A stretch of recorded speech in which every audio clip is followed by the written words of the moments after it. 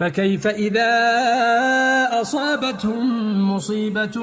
بما قدمت أيديهم ثم جاءوك يحلفون بالله إن أردنا إلا إحسانا وتوفيقا أولئك